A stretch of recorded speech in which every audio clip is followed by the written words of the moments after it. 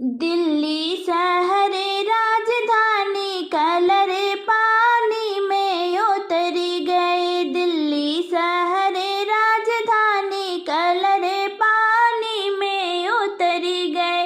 जाई कहे अपने ससुर जी के अगवा, जाई कहे अपने ससुर जी के अगवा।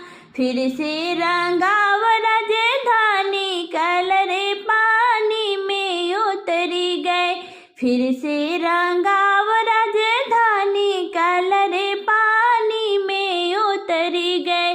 दिल्ली शहर राजधानी कलर पानी में उतरी गए।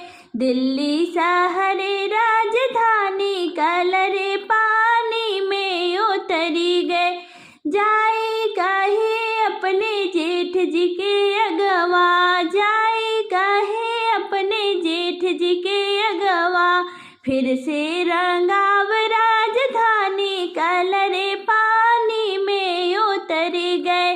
फिर से रंगाव राजधानी कलर पानी में उतरी गए।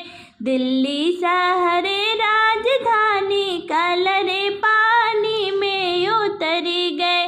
जाई कहे अपने देवर जी के अगवा, जाई कहे अपने देवर जी के अगवा।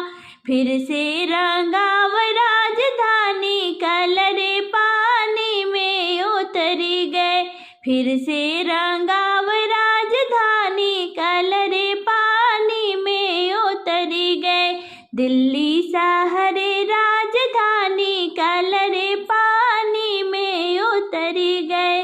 दिल्ली शहर राजधानी कलर पानी